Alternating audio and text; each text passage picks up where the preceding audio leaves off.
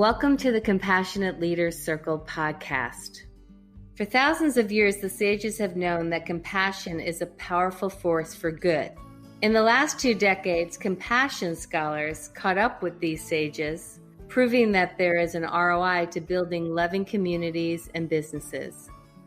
This podcast features leaders who can teach us about the power of compassion. I am Laurel Donnellan, and I am the founder and CEO of Compassionate Leaders Circle. I am so happy to be here with my dear friend and colleague, Daryl Brown. This is our debut as co-host for the Compassionate Leaders Circle podcast. This is a very special episode where we get to shine a bright light on compassionate leaders all over the world. I'm very excited to be here. So many of you were nominators and nominees. You are all amazing. We want to honor everyone. It was very difficult, but we chose 6 amazing people to represent all of you. A little bit about the awards. We came up with this idea about 3 years ago. This is our 3rd annual. And the people that are being honored today come from about 200 nominations that came through LinkedIn in our community, and another 1,000 people that have been considered for our podcast and Forbes posts. So we get to write about compassionate leaders and talk to compassionate leaders on our podcast and through Forbes.com.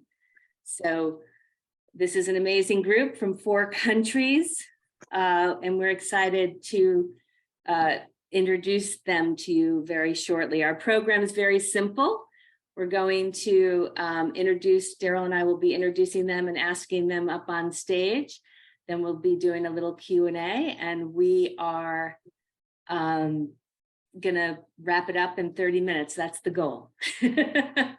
So before we do get started, I want to talk a little bit about our sponsor. If you're here, you were probably directed to us through our marketing partner, who is our sponsor, been our sponsor for 3 years. The sponsor is Angles Inc., led by Paul Angles. And he has a very interesting and wonderful way to do target marketing through LinkedIn. So thank you, Paul. And we, along the way today, are going to share links for our sponsor and our honorees. So please look for those. If you want to talk to us or give applause or comment on these amazing people we're introducing you to, please do that through the chat and introduce yourself and where you're from. I'm calling you today from Douglas, Michigan, and Daryl's in Dallas, Texas. So we are so lucky at Compassionate Leaders Circle because we get to work with universities and companies and not-for-profits all over the world that have compassionate leadership as part of their core value and want to spread that and amplify that through their organization. We are a media and education company, and what we do through these awards is part of our media. Last year, I ended our program with answering a question from my colleague, Anthea Rowe, who asked me, what's a quick tip for adding compassionate leadership to your life? And my answer was, when in doubt, throw love at it. These honorees that we're talking to today are amazing examples of throwing love at problems, at people, and at the planet. So without further ado, I'm going to pass the baton to Daryl, who's going to introduce us to our first 2 honorees. Good morning to everyone, and evening to those who are not in the morning time zone. So our first honoree has a strong purpose for using technology for the good. Neil, please join us. Hi, good afternoon from London. Yeah, good afternoon, Neil. Neil Mehta is a UK-based entrepreneur and humanitarian whose work benefits underprivileged communities worldwide.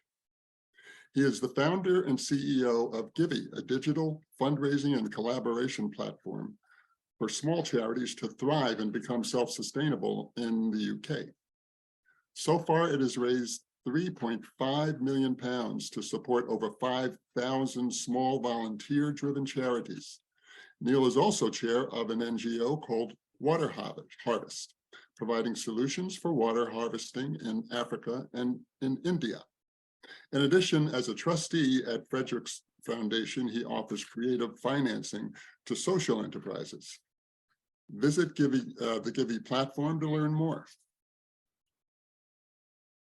Thank you. Welcome, Neil. Welcome, welcome, Neil. And thank you for all you do. Pleasure. Our Very next, humble. thank you. Our next honoree is fighting for our collective mental health through his psychology, practice, research, writing, advocacy, and speaking. Recently, he testified at a congressional hearing in Washington, giving his expertise to lawmakers. Nick, please join us so I can share more about your essential mission. Hi. Hi, Nick.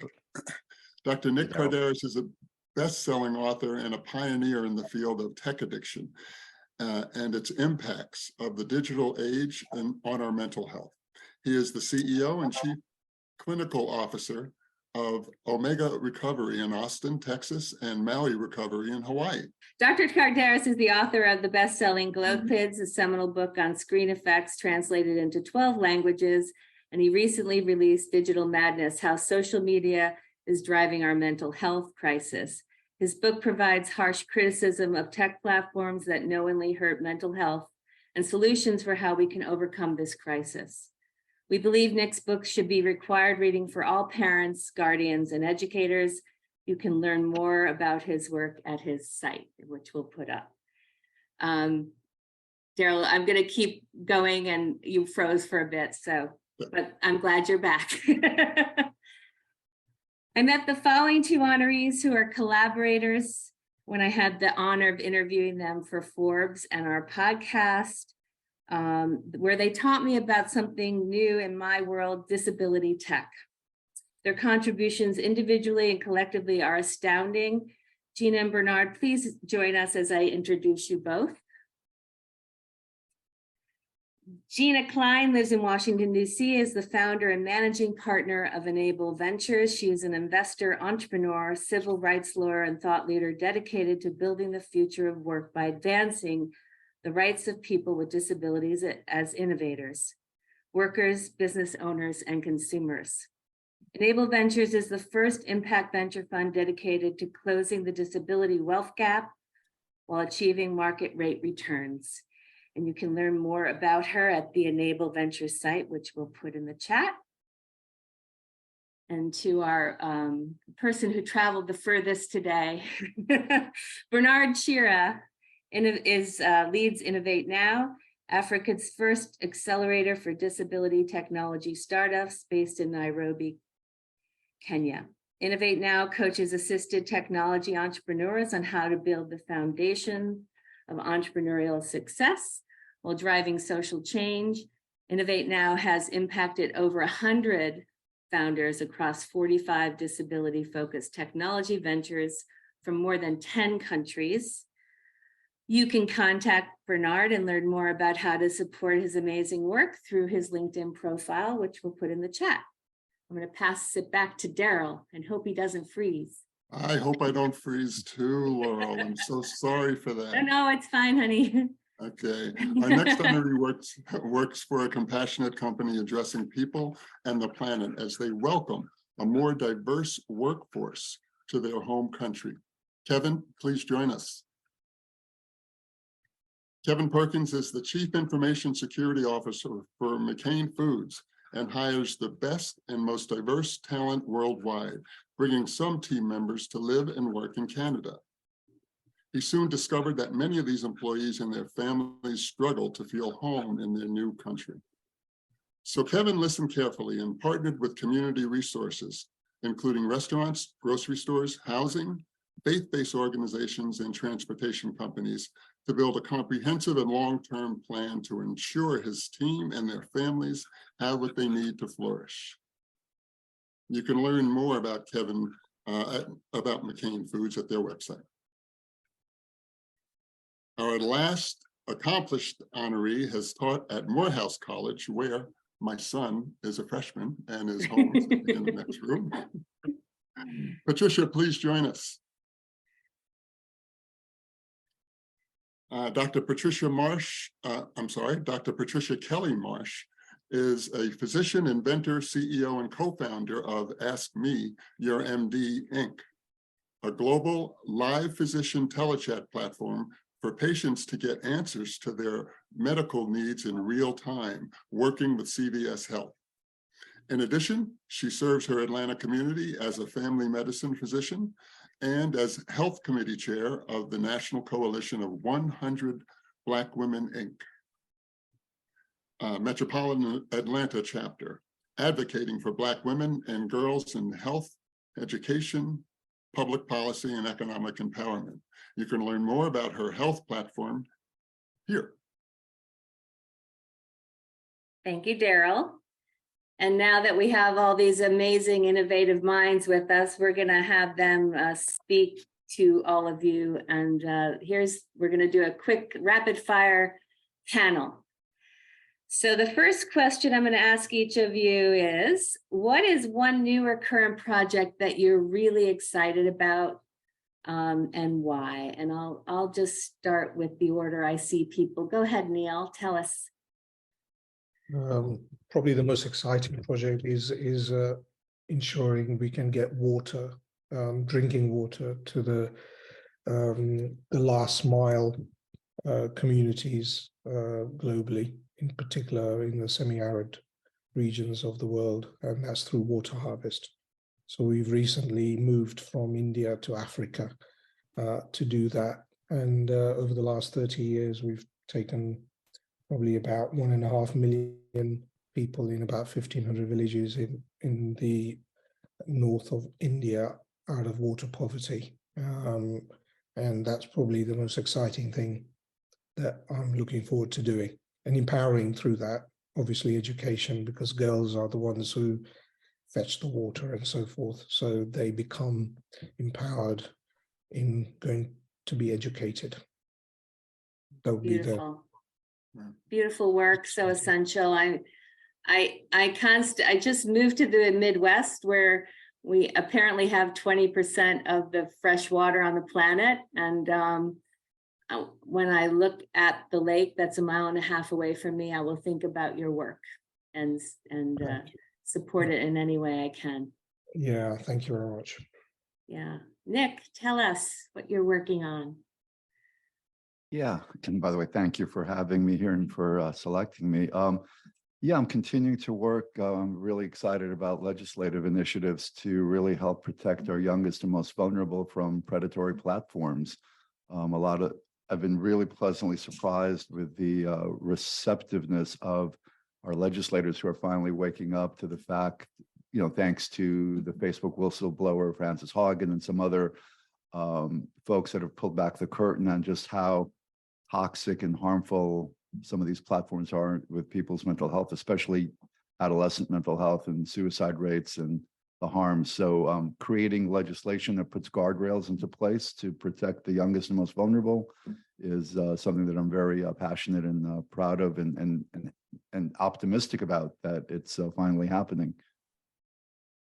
I'm glad to hear your optimism, and I thank you for being a warrior for all of us, and someone who's been a whistleblower before it was cool. So thank you. Thank you. Bernard. Yeah, hello. So thank you. I think for me, over the last couple of years and now, what really excites me is this idea that we can break down barriers that prevent persons with disabilities from achieving their true potential and from participating equally in society. And I'm really excited about the work that we are doing out of Kenya, but really for the whole continent and the world, to raise the voice that innovation, technology can be that catalyst to drive persons with disabilities towards opportunities in work and access to everything that they need to thrive, and particularly the idea to invest in businesses that make these technologies possible, which is what I'm currently working on. It really gets me excited. Thank you. Thank you. And the Forbes post I did, that one of the great things about doing Forbes posts and podcasts is I get to go to school, and Gina and Bernard taught me a lot about disability tech and the opportunity there, and that will be linked, that article will be linked into their bios that we'll share later. So thank you so much, Bernard. Kevin. Yes, hello everyone, and first of all, thank you for having me and selecting me for the award today. I'm very humbled and honored. Current project that I'm working on is, excuse me, one that Daryl spoke about, because we still have much work to do. And as new team members join McCain from global regions and move to the small town of Lawrenceville, New Brunswick, Canada, we want to make sure that those team members are welcomed in the community and have someone to help them get set up and established. So we have initiated a community project to listen and hear about the needs of diverse ethnic groups, and partnered with internal and external stakeholders within the company and the community to meet those needs and to access resources that will help McCain employees and their family experience belonging and connection, not just within the company, but also within the community which they live day in and day out. So I'm very excited about that, and I want to thank you again. And I'm very excited. I see the connection. I see Neil and Kevin together here. Kevin works at an amazing company that's very old, family-owned farming company that is being very aggressive about reversing climate change and their standards for farming, and which affects our ability to have enough water on the planet. So thank you, Kevin, and thank you for your leadership on that end as well. Patricia.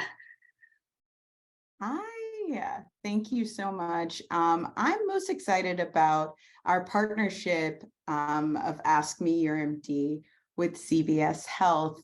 And it was specifically within the Clinical Trials Services Division that they just created in 2021. And so we are really seeing the fruit of our labor in diversifying clinical trials. And this was an area in which Ask Me Your MD, we had no idea that we could be so useful and so prolific in. And so that has me very excited about the technology advances that come in that space. And so, yeah, the future is very bright for us. One thing that was in your nomination, which astounded me, is you went from idea to a deal with CVS in 11 months. So if you want to know how to accelerate tech, talk to Dr. Marsh. Gina. Tough act to follow. This is such a privilege to be here with such great people, and including you, Laurel. You know, I'm most excited about an initiative we launched this year. Enable Ventures launched in partnership with our Scout program that supports accelerators around the world called Smart Job, but our Moonshot Disability Accelerator Initiative, of which Bernard is a participant.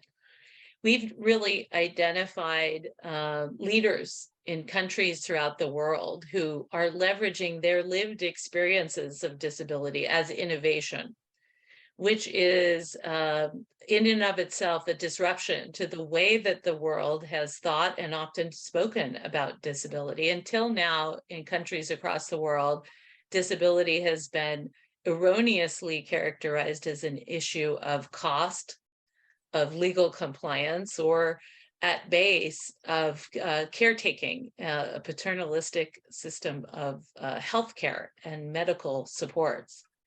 Today, there is a rising generation of entrepreneurs across the world who see disability differently, and they're leveraging it as the powerful entry point to new innovation. And there are people around the world like Bernard who stand in their own right as leaders in their countries who are establishing the very cutting edge of emerging technology. And they're doing it by leveraging the lived experience of disability to remove barriers and solve for some of the most difficult problems we have in the world today. So we're very excited, and I'm very excited to be working with 11 disability technology accelerators in 8 countries to bring about the most cutting edge technology that we have today. Thank you for your amazing work and for educating me on something new and so exciting. Thank you so much for being here. Daryl, I'm going to pass the microphone to you to ask another question of our amazing honorees. So here at Compassionate Leaders Circle, in addition to working with organizations and universities, we work with teams each fall from around the world. Our last program pulled from 10 different countries, from Colombia to Singapore. What advice would you have for these future compassionate leaders seeking opportunities to lead with love? Let's start with you, Patricia. I definitely have to say, never give up. Failure is a part of the journey. Know that anything worthwhile is going to be hard to do, but that dedication, that focus, and that continued forward progress will get you to where you would like to go. So please never, ever give up. Excellent. Neil.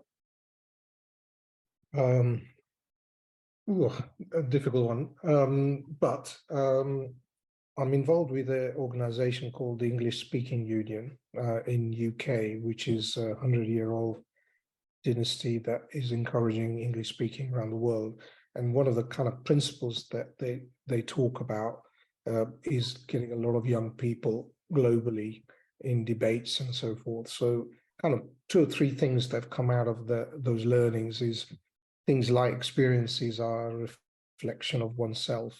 So if it was aspiring young leaders, the kind of first and foremost is to be compassionate and caring towards others always, irrespective of color, creed, whatever.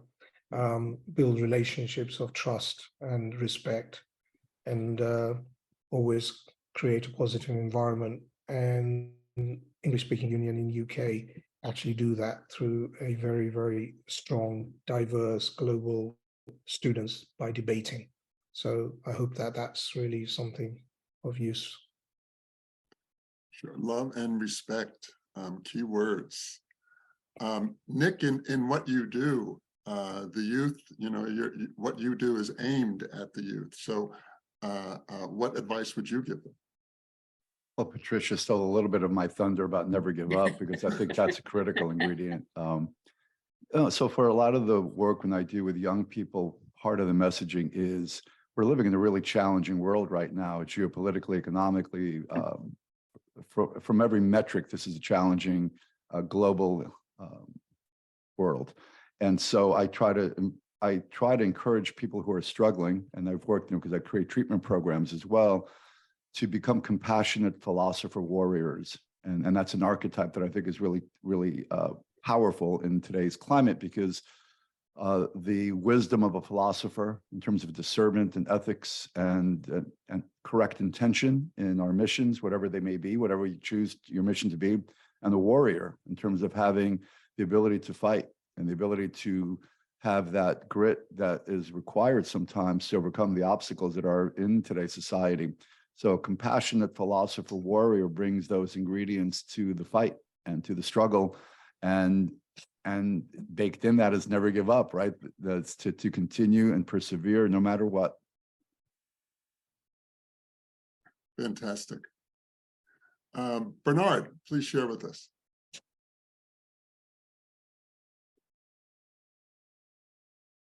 Yeah, so I think what I can share with young and future leaders is, first of all, pay attention, because I think as leaders, you don't wake up one day and suddenly you're a leader. It starts long way before you can even know that you are actually being positioned for leadership.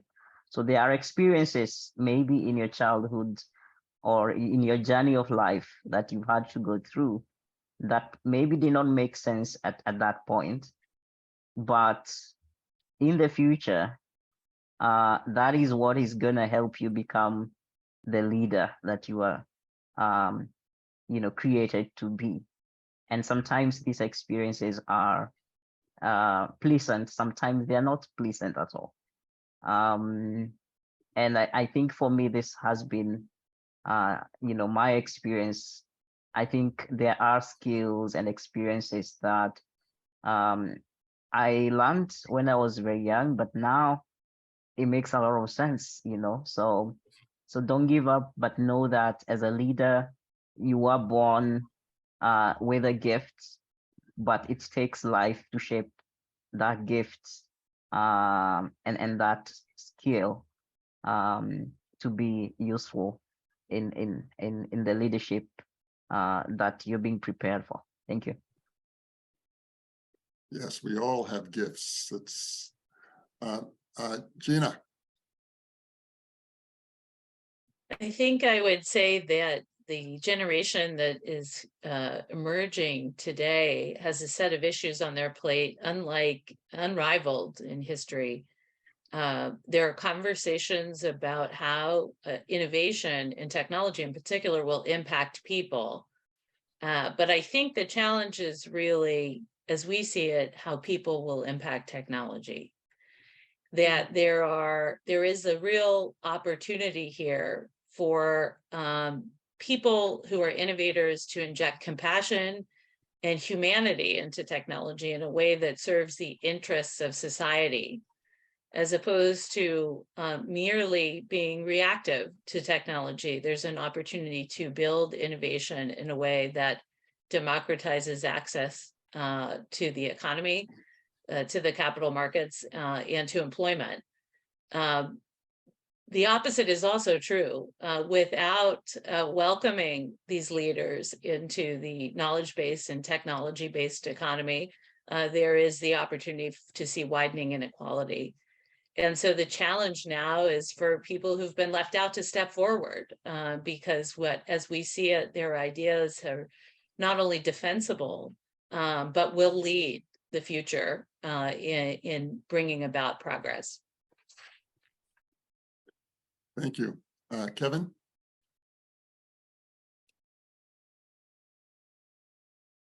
Great advice so far, but maybe just a couple of things.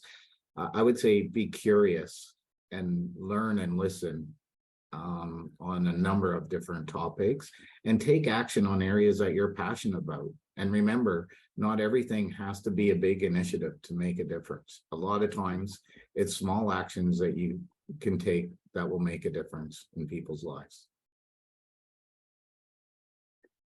What a great point. Well, as you've heard from all of our panelists, all of our honorees, we at Compassionate Leaders Circle, we talk about compassion a lot, but we are all gifted. We're all gifted, and we are all shaped by our past. And not everything is going to be rosy, as Bernard said. And the never give up part is critical. So thank you all for joining us. Laurel, I'll pass it back to you. Well, I think we're ready to wrap up, but the panelists couldn't have given a better lesson in compassionate leadership today. I'm grateful to be with all of you. I want to let everyone know who's here that we'll have other opportunities to interact with these amazing people. Hopefully in the fall, we'll bring them back together. And I'll let Daryl have the final word. World and word. Yeah, I sat with someone yesterday, which I do once a month, and it was a meditative experience. And what he told me, he talked about self-mastery, and he talked about what's in our head, our heart, and goes through our hands is really, those three things have to be in unison, right? In order for us to be balanced. And when we're balanced, that's when the compassion really comes, and compassion and passion really comes. And I hear that from all of you, and I really want to thank you all again for all of the impact that you're having on the world. Blessings to everyone. And thank you so much, all the attendees, for being part of this amazing day. Thank you so much. We'll be in touch. Thank you all. Thank you. We'll let you get back to changing the world. Thank you.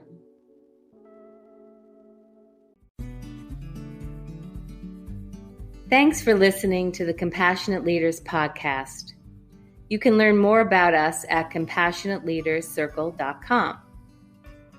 Please join us each week as we shine a light on compassionate leaders making a positive impact on their communities and the world.